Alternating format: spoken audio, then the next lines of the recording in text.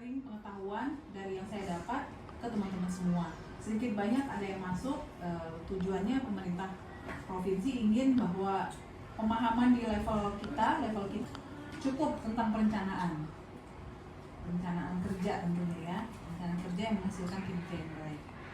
Jadi mungkin kita bisa mulai aja langsung. Manajemen perencanaan pembangunan daerah ini materinya hari ini kita coba bagi dalam lima bagian besar ya. Yang pertama pembangunan daerah sesuai prioritas pembangunan, yang kedua perencanaan pembangunan daerah dan pengendalian evaluasi.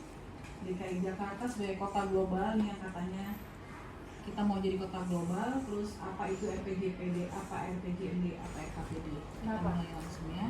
Perencanaan kok diurus-urus sama Kemdagri sih, kenapa nggak Bappenas gitu kan? Nah, jadi kita itu berada di payung pemerintahan daerah. Jadi apa yang harus kita lakukan, semuanya harus sesuai dengan Kemendagri. Budgetnya coklat. Kalau Bapak Ibu guru-guru karena emang punya profesi yang khusus sama dengan dokter, jadi kalau guru diberi kebebasan untuk menggunakan seragam profesi mereka. Jadi seragam itu tentunya sebuah alat untuk menunjukkan bahwa kita ada di mana gitu ya kan. Jadi kita kalau udah pakai baju coklat, tentunya ya teman-teman dan saya sama, kita semua berada di bawah Kemendagri. Yang lakukan aset itu semuanya, lakukan budui itu semuanya merujuk kepada aturan Kemendagri. Jadi kita itu ada di pemerintahan daerah ya teman-teman ya. Pemerintahan daerah. Nah kira-kira kayak gini nih posisinya, tujuan negaranya seperti ini. Nah ini wajib sih sebenarnya, kemarin pas ujian nih saya ditanya ini. Jadi teman-teman juga diharapkan tahu nih tujuan negara kita apa sih. Nah ini nih, melindungi segenap bangsa Indonesia, seluruh tumpah darah, memajukan kesejahteraan umum, mencerdaskan kehidupan bangsa, ikut melaksanakan kehidupan dunia. Kita di mana? Kita di mana Mas Hendar kita? Tiga. Kita di tiga ya, kita ada di tiga. Jadi teman-teman harus sadari bahwa kita itu ada di dalam sebuah organisasi yang punya tujuan yang murni dan suci. Jadi ingat lagi, fokus kita itu merupakan supporting pembelajaran, jadi supporting guru, supporting siswa, itu yang harus kita ingat. Jadi kita ada di sini memang untuk mensupport pembelajaran. Kalau di swasta itu teman-teman kalau pernah dengar apa namanya profit center, ya cost center, ada yang pernah dengar nggak? Cost center, profit center gitu. Kalau profit center itu dia dapat untung. Kalau di kita itu BLUD, perusahaan daerah, Perda itu pokoknya dia kan cari duit kan? Perusahaan daerah, BLUD itu cari duit. Anak-anak SMK kan yang udah BLUD, dia bisa dapat uang kan ya? Bisa menjual produknya. Nah kalau kita ini murni cost center, kita nggak boleh ngambil uang dari anak kan. Nah, kalau tercapainya misalnya pengembangan terlaksananya pelatihan apa, itu kinerja. Terus tercapainya pengembangan kompetensi siswa, itu dampak. Nah, kira-kira kayak gitu. Jadi beda kan, jadi kita bedain, nanti ke bawah akan ada kerja kinerja. Jadi kalau kinerja itu artinya dia udah merupakan hasil capaian itu namanya outcome. Kalau output itu keluaran, misalnya kegiatannya si Bu ini gitu ya, perbaikan lantai gitu. Jadi outputnya itu ya bayar tukang, itu outputnya. Jadi terlaksananya pembayaran upah tukang gitu kan. Terus terbelinya berapa meter kubik atau meter. Dia juga suruh kita bikin itu kerja lanjutan. Produktivitas daerah tentunya dari UKM. Dari saing SDM juga harusnya pengembangan kompetensi pegawai. Kemudian lingkungan sosial yang sehat budaya maju itu kita makanya kita sering diberikan pelatihan atau pembinaan bintek disiplin segala macam. Kita tahu ya rezeki ya, iya enggak? Jadi kita ada dua doang tuh, asas otonomi dan tugas pembantuan. Jadi kalau orang daerah otonomi, beberapa urusan wajibnya itu diotonomikan, salah satunya pendidikan, kesehatan, ada lagi tugas pembantuan. Makanya SMA SMK suka SMA SMK suka kebagian kan ya Bu Dwi ya, berapa kali tuh kita dapat bantah Bantuan pemerintah.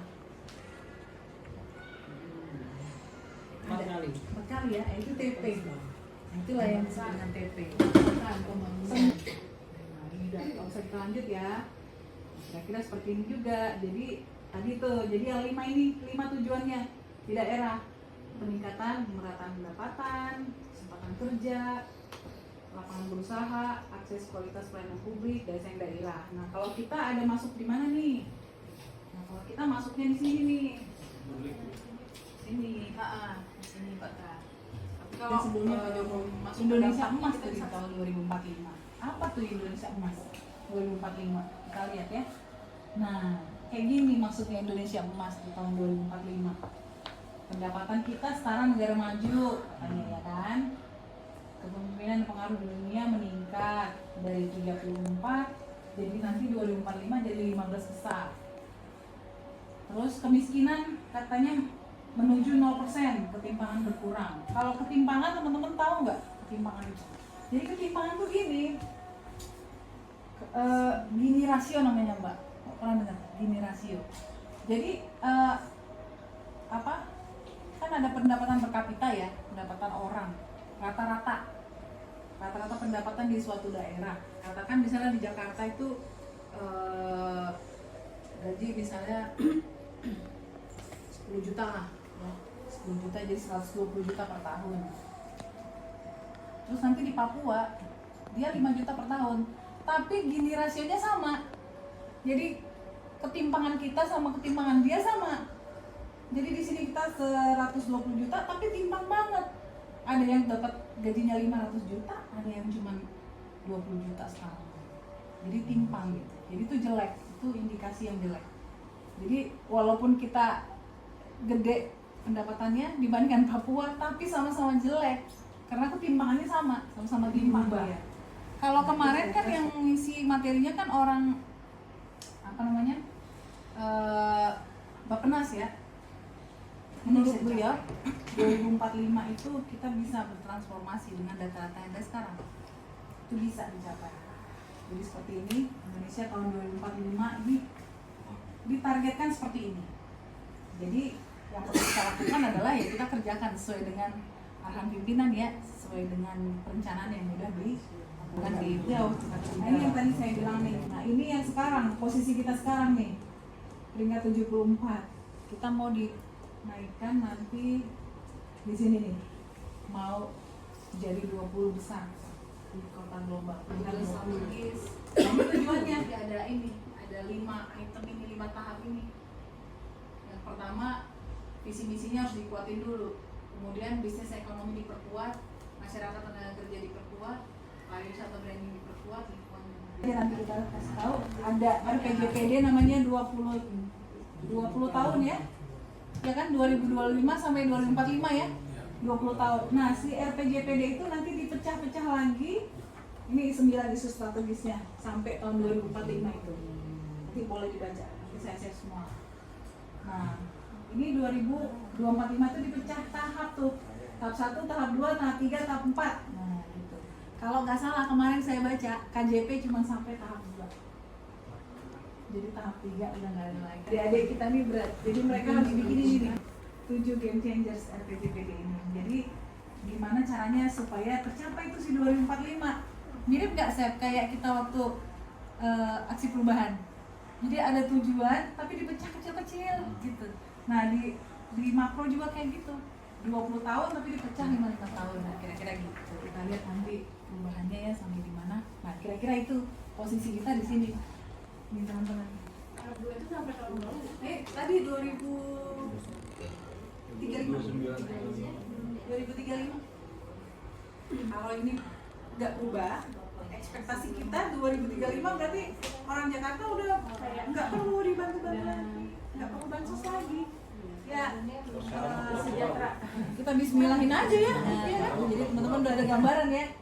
Kita udah punya cita-cita besar 20 tahun ke depan 2045. Kita ada di dalamnya. Kita ada di dalamnya. Amin. Kita ada di dalamnya. Kita berpartisipasi di dalamnya. Jadi teman-teman harus yakin itu bahwa kita ada di dalam proses pembangunan. kita bersumbangsih dalam proses pembangunan. Caranya ya kita bekerja yang sebaik-baiknya, ikutin tupoksi, lakukan sesuai dengan tupoksi. Tupoksinya udah dibagi, kita tunjukin. Tadi itu kan RPJPD-nya, nah ini RPJMD-nya. Saya hanya mau nunjukin aja seperti apa. Ini. Gimana cara mereka menentukan itu? Sampai mereka tahu bahwa 2045 itu Bapeda itu udah tahu. Udah bisa menghitung. Kita bisa peringkat 20. Jadi nggak asal-asal gitu, nggak asal-asal mengarang. Ini namanya analisis sistem dinamis. Jadi dia membuat beberapa faktor-faktor penyebab dan apa penyebabnya, sebab akibat, sampai mereka sampai dalam kapasitas menyimpulkan itu model manusia. Nah, sekolah nih main di model manusia nih. Sekolah main di model manusia. Kalau kan supporting ya. Sebenarnya kalau ada wakil-wakil ya tumpuan harapannya sebenarnya di Bapak Ibu guru. Bapak Ibu guru itu benar-benar mulia banget. Tumpuan harapannya untuk naikin modal manusia kan Bapak Ibu guru yang ngajarin. Ini beres semua kerjaan. Kerjaan jangan sampai disisain, kita tuntaskan. Tuntas, berkualitas. Iya, betul. Nah, itu yang bisa saya sampaikan. Makasih banyak teman-teman. Semangat semua kerjanya.